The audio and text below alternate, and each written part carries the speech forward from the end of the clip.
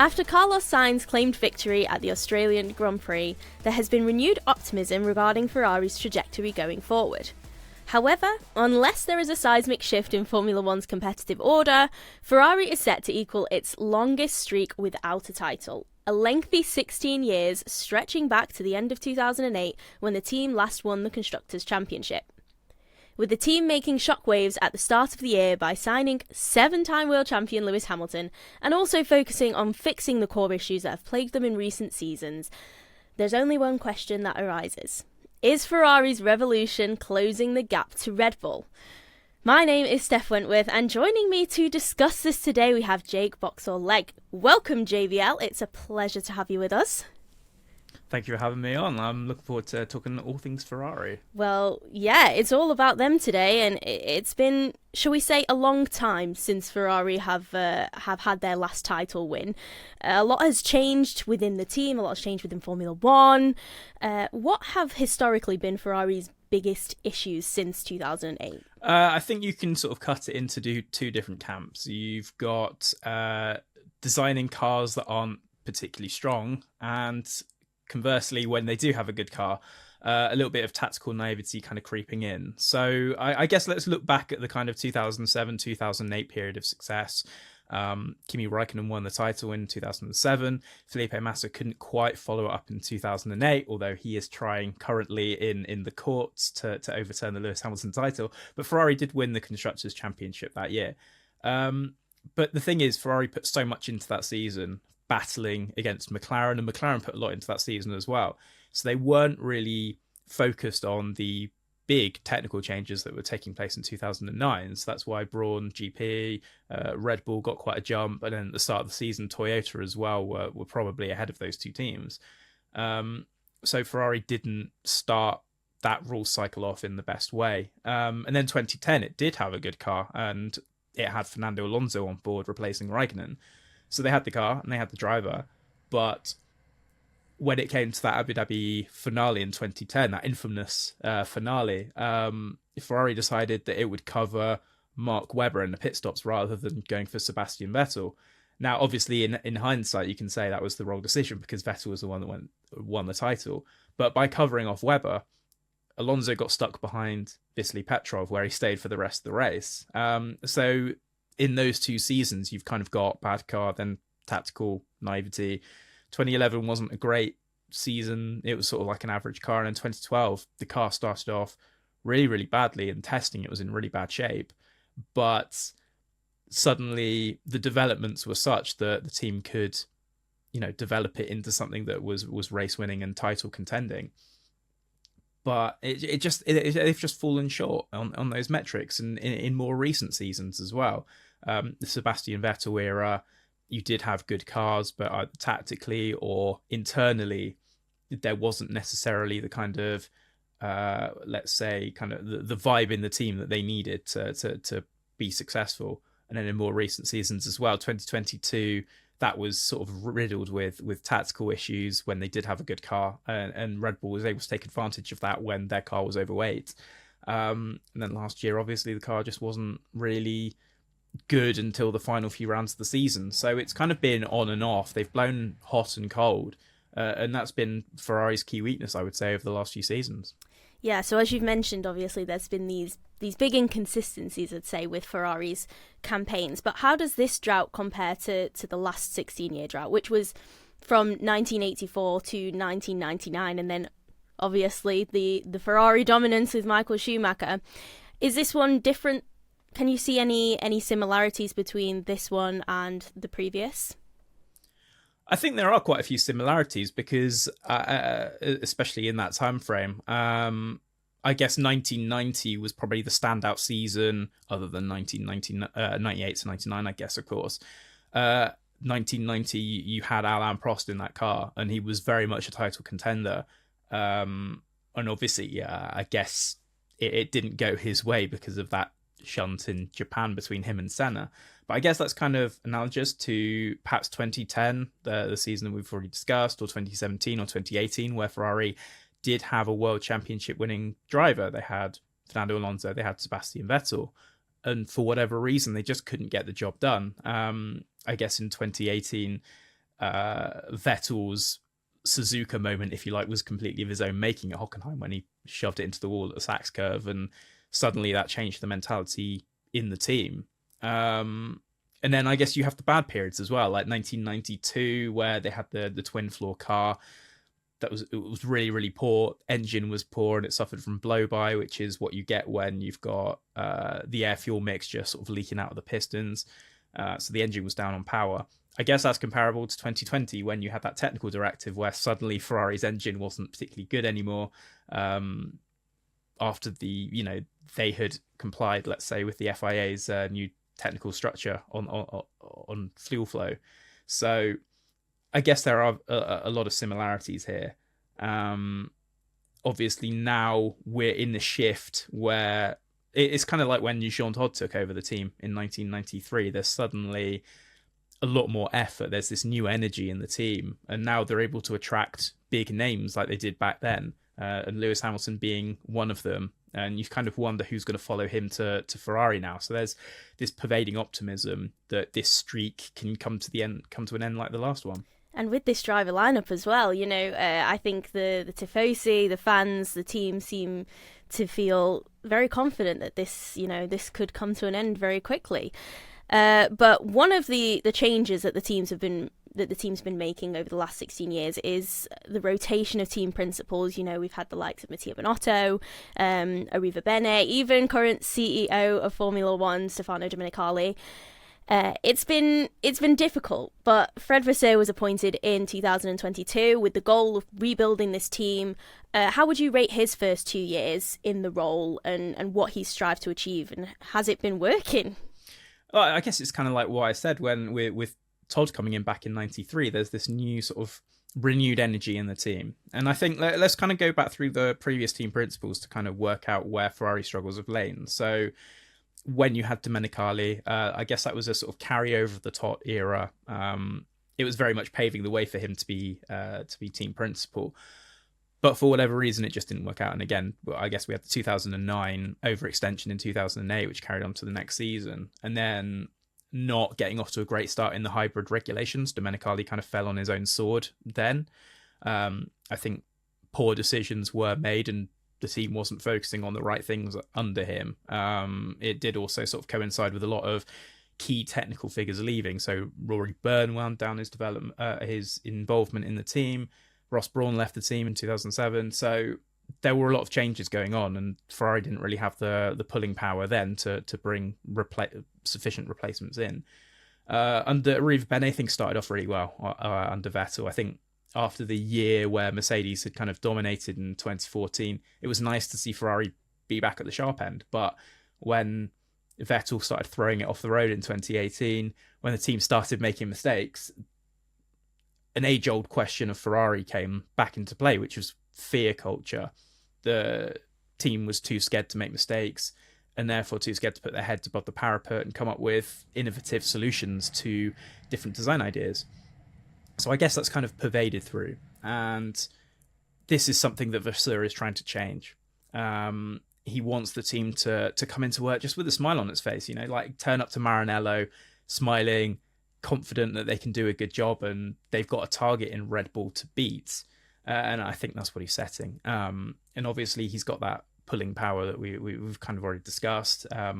Lewis Hamilton worked with him back in GP2 in 2006, where Vasseur owned the ART team, was hugely successful there. And the fact that he's now got that experience, the fact that he's been a Formula One team principal since 2016, he's got a vast amount of experience now. None of his predecessors when you look back, until Jean Todt had any experience of running a Formula One team, or running a racing team, rather. Arriva Bene was a marketing man for Philip Morris. You had Binotto, who was previously a technical director. Domenicali was formerly a sporting director.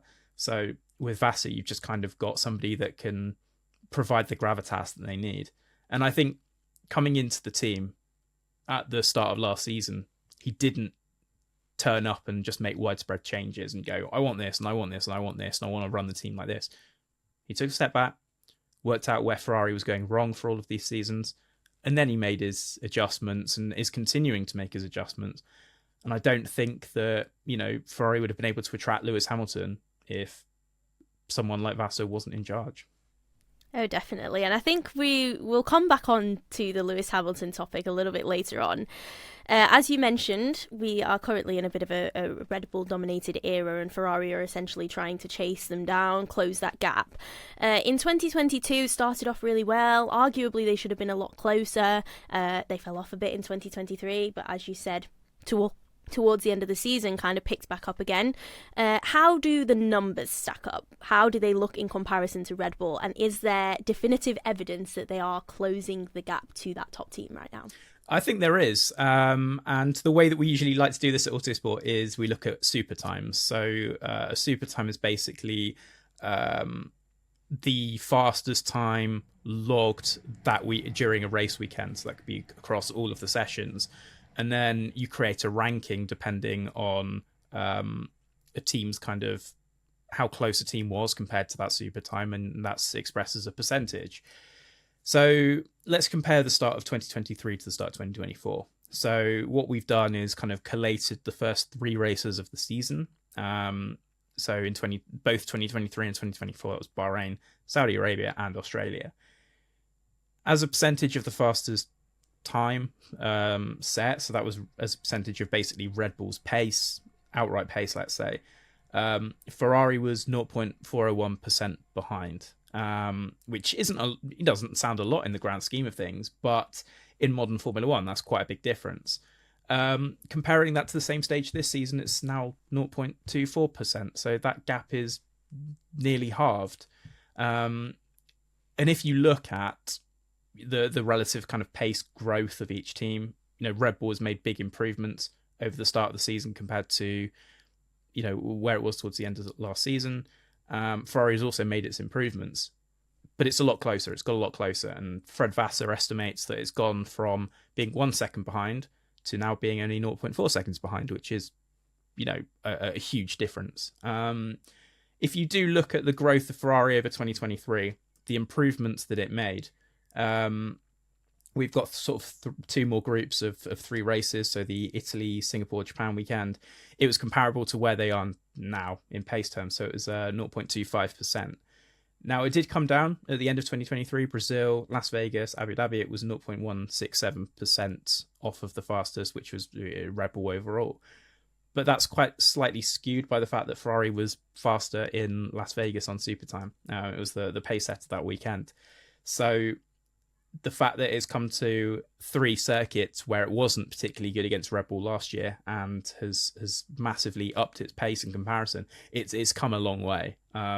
So I guess that's the kind of mathematical proof of how far Ferrari's come in the past year. Wow, we do love a bit of mathematical evidence. Thank you very much for taking us through all of that. We've talked about, obviously, all of the issues that Ferrari have faced in the last few years, but they cited tyre issues as their biggest problem last year, among other issues, of course. Could you dive a little bit deeper into those issues and how they've kind of managed to get a grip on them this season? Mind the pun. I enjoyed the pun. So if you kind of look at what you would think is the issue behind Tyre, you kind of think it was kind of like a suspension setup thing. That's probably what most people would reach for. But actually, if you listen to what Vasseur says, and if you listen to what other teams say as well, this is something that Andrew Jovlin, who's the trackside engineering director at Mercedes, picked up on. It was actually the fact that Ferrari had been able to find more downforce. That's kind of the long and short of it. It's been able to find downforce that has not completely ruined the balance of the car. I think the genesis of this was a floor upgrade in Japan. And again, going back to the super times, I think they were 0.7% off. So actually, that's quite a big gap compared to where Red Bull was, and Ferrari wasn't strong in Suzuka at all. But what it did do was it gave the team a basis of how this new floor works. And this has been remarked on by Vasseur, and he said, look, the drivers are much more confident with this floor. And the reason we were eating through the tyres is because the drivers were trying to push more to make up for the deficit in the car. They were trying to push more to do the lap times that they should be doing. And so it leaves them with this sort of uncertainty of how far they can take the tyres. And then they're trying to do a certain lap time. The car's not really capable of it. And so it's eating through the tyres. Whereas now with evolutions of this floor upgrade, with more consistency in the car, thanks to that new floor and developments thereof, the drivers don't have to, they can drive a little bit more within themselves to attain the lap times that they need to. And so they're taking less out of the tyres. So it's kind of a confidence issue. The drivers aren't sliding around quite so much. The car just feels a lot more stable. But equally, this isn't something that Ferrari has gone, right, we've fixed that, job done. They want to continue because they know they have to get ahead of Red Bull to beat them in the races. It might have taken a very, very tiny step back relative to Red Bull in qualifying. But in races, it's so much stronger. And, Charles Leclerc is actually estimating now that their tyre degradation is on a par with Red Bull's. It's just about, to beat them, they just need to find pure out-and-out pace. And that's something that, they're going to be looking hard at doing, as all teams do. Excellent. Well, with Ferrari targeting fixing the machinery underneath those two drivers, let's look at the both of them, because Carlos Sainz and Charles Leclerc are potentially and arguably one of the strongest lineups on the grid, and they've got a really close partnership. Charles Leclerc, let's start with him, because at the beginning of 2022 we saw a brilliant battle with Max Verstappen, and they've been fighting each other for years, in karting, coming up through the ranks. So it's so great that we get to see this now in Formula One. Max obviously came out on top and has been on a completely different level for the past few years, but the ultimate question is, do you think Leclerc is on Max's level now that he potentially has the car underneath him that can challenge? Are they kind of on a par with one another? I think not yet. I think if you split them between qualifying and race, I think Leclerc does have a very, very tiny advantage over Verstappen on single lap pace. And I think they're both equally fearless in qualifying. They'll take the car, wring its neck, and go and get the lap time from it. I think Leclerc does take a little bit more risk, which sometimes doesn't fall in his favour. But I think with the car that he's got now, the fact that he's put it on the front row twice this season, he's just been able to go out and get the lap time. And I think that if you put the two of them in equal cars, I would say if they were going to get 100% of poles in the season, I'd say maybe Leclerc would get 60% of them and Verstappen would get 40% of them. That's just sort of my gut feeling. It could be a lot closer than that. I think in races, I think Verstappen has the edge, and that's just simply because what you need to drive a race is you need to think long term. You need to think about what you're doing in the next. It's kind of like a snooker player almost thinking, okay, if I play this there, what does this do? And then where am I going to put that ball? Where am I going to put that ball? It's kind of like that. And Max is always sort of thinking 2, 3, 4, 5 laps ahead. I think Leclerc kind of needs to develop that awareness. And I also think he's come quite a long way in terms of race performance and racecraft. So if you look back at 2019, for example, the first year Leclerc had a race-winning car, he had that brilliant battle with Verstappen in Austria, and Verstappen put a really, really robust move on him for the lead of the race. It was up at turn 3, I think it was. Made that overtake, and Leclerc ended up going off the road, and he was seething about it after the race. He was like, I can't believe that move was allowed to stand. Max has been really robust here and I don't like this. But actually, after he had a bit of time to think about it, he was like, okay, this is where I need to toughen up. I need to be a little bit more like that if I need to go and win races. So fast forward to Monza that season, he goes and puts a similar move on Lewis Hamilton to go and win the race. So I think he's come a long way, and I think he's not really been challenged, but he's still got the the kind of mental Rolodex that he can fall back on if he finds himself in that position again. So basically, a long story short, I don't think he's quite up there with Verstappen, but I think give him the opportunity and give him a car where he's frequently fighting at the front, and I think he'll be there. Definitely. I would tend to agree. Leclerc is going to be at Ferrari, however, for the next foreseeable future, as he has extended his contract as well, and Ferrari are kind of putting all their eggs in his basket. But if we move on to the other side of the garage and talk about Carlos Sainz, he is out of a seat for 2025, as Ferrari did decide to replace him with 7-time world champion Lewis Hamilton, which is it's a difficult decision for Ferrari when you've got a 7-time world champion knocking on your door asking for a seat.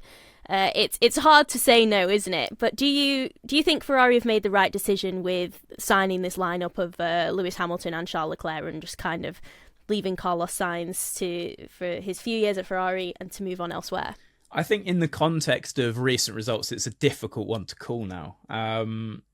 Especially, Sainz he was so good at the end of last year. I guess he kind of tailed off towards the very end, but in the second half, he came out of the blocks fighting. Monza was a brilliant race. Singapore was just a tactical masterclass. And in Sainz, you have someone that is able to kind of make those decisions on the fly. Like, how many times over a race weekend do you hear him making the calls on the radio? He just has such brilliant awareness of what's going on. So I do think you lose a little bit of that. And I do think that, Hamilton can make those calls, but it's usually after, I don't know, I guess it's after the fact. You kind of hear him sort of fighting on the radio about, why did we do this afterwards? Whereas Sainz would say, no, we're not doing this, we're doing this. So yeah, I do think you lose a little bit of that kind of tactical awareness, but what you have in Hamilton is just absolute pace. You have all of the qualities a 7-time champion can bring. He can bring a fresh perspective of what Mercedes has been doing for the last few years, good and bad, I suppose, in recent seasons. But I think it's going to be a really potent lineup in 2025. In Leclerc, you've got someone that's just crazy fast. In Hamilton, you've got somebody that, he can put together the best races of anybody. And I think for Leclerc, it would be a good thing as well to have somebody like that to learn from. With Sainz and Leclerc, you know what you're going to get. You know you're going to get more or less the same as what we've had the last 3 seasons. One driver that's really out and out fast, one driver that doesn't have the highs, but he doesn't have the lows either.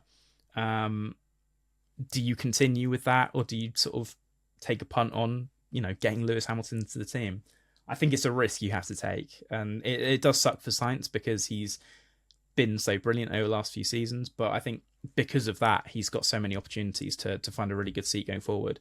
So I think it probably does benefit both parties in the end. And I think, the door's probably going to always be open should Sainz ever want to go back. Absolutely. Well, it should be very interesting to see how Ferrari's fortunes will change throughout 2024 and into 2025 as well. And I'm sure we'll find out exactly what they have in store for us. But hopefully for the rest of this season, Ferrari can continue to give Red Bull a little bit of a headache, as us fans would love to see more competition at the front of the grid. JVL, I want to thank you very much, and do be sure to check out Autosport.com to read Jake's article all about Ferrari with all the mathematical stats in there for you. And don't forget to subscribe to stay up to date with all things F1 on this channel. Until next time, thank you very much for watching.